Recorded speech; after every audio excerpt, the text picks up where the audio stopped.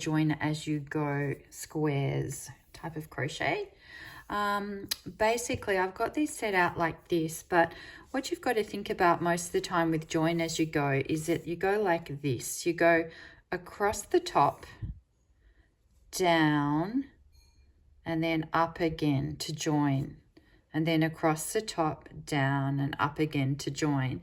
And then when you're coming back, you've got to join sort of at the corners, but always remember you're sort of going down and then up again to join.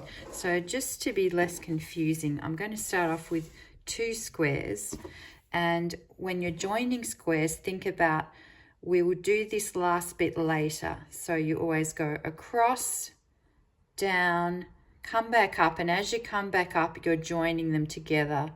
Then across again, down, as you come back up, joining together. So I'll just show you how it goes. First of all, I always start with a standing double crochet. So hook under into the corner gap and just work a double crochet. Let's try that again.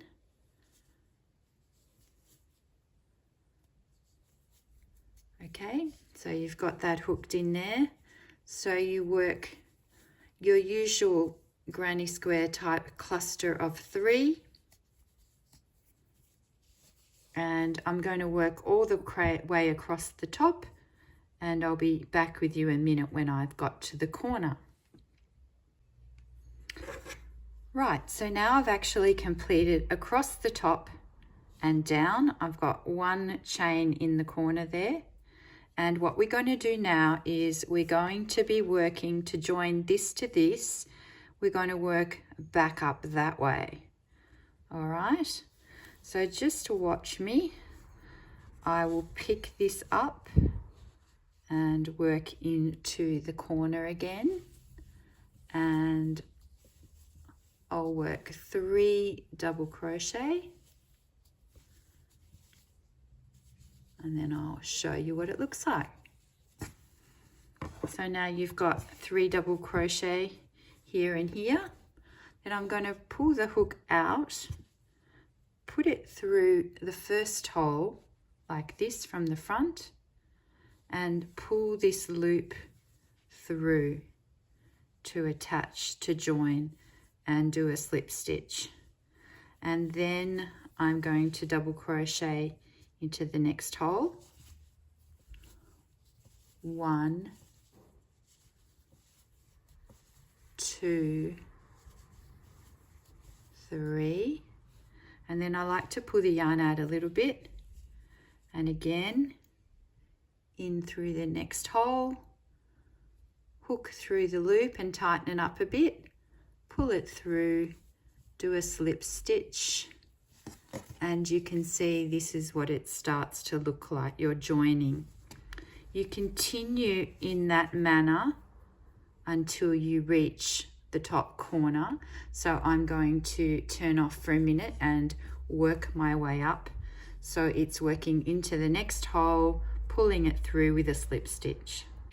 Now we've reached the top corner, and to join the corners, you take your hook out from your previous cluster, put it through the corner hole, and again pull that stitch through. It's getting a bit splitty, that yarn, and do a slip stitch.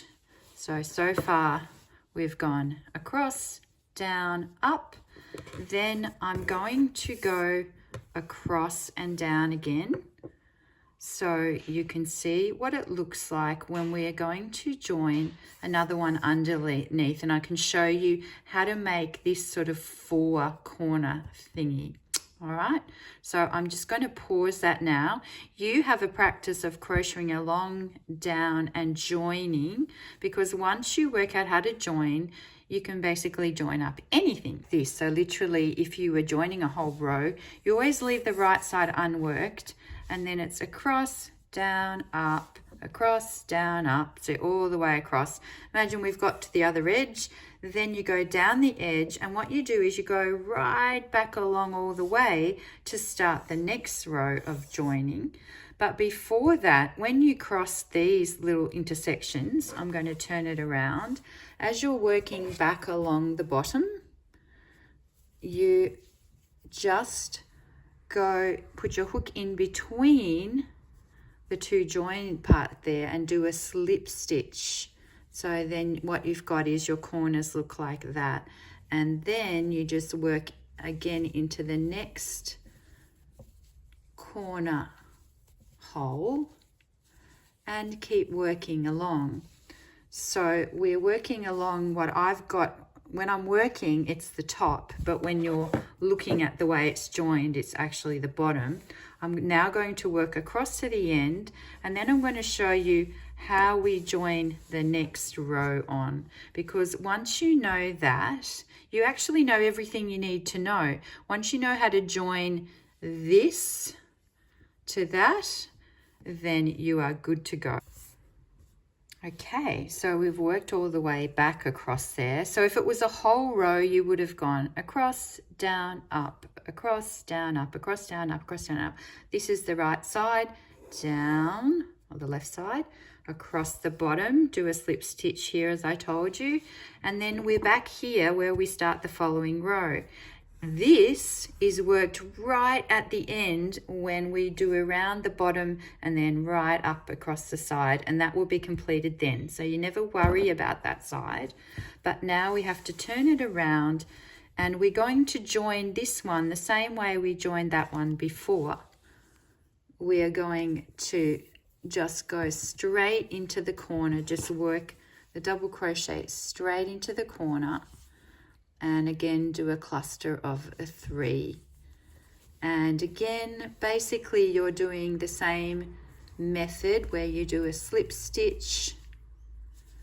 So you take the hook out, put it into the next hole and pull it through and do a slip stitch to secure it, and then work into the next hole. 1, 2, 3, take it out, put it in, pull it through. Now I'm going to continue working until I get to this intersection so I can show you that last bit, and then you'll actually know everything you need to know about joining as you go. And then all you need to do is follow the diagrams in my pattern or in any pattern, and you'll be able to join blankets together very easily. Now this is the most important thing you need to know. So I've gone across, down, up again, joining. We take the hook out again. Now this time we want to find the line between the two lots of 3 here. There is a diagonal, and we go underneath, and we're going underneath that. And when we're pulling this through, like the same way we pull it through as before, but we're pulling it through, hopefully, maybe not, through here.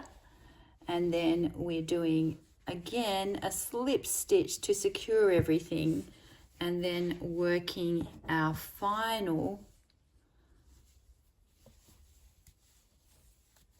3 double crochets, and then I'll show you in a sec what that looks like. So you can see there's this join where we went through the middle there, and then we're going to join these final 2 to join it up. And again, I take this out and I find the first hole after that cluster, and again pull it through and do a slip stitch, and you'll see it looks like this.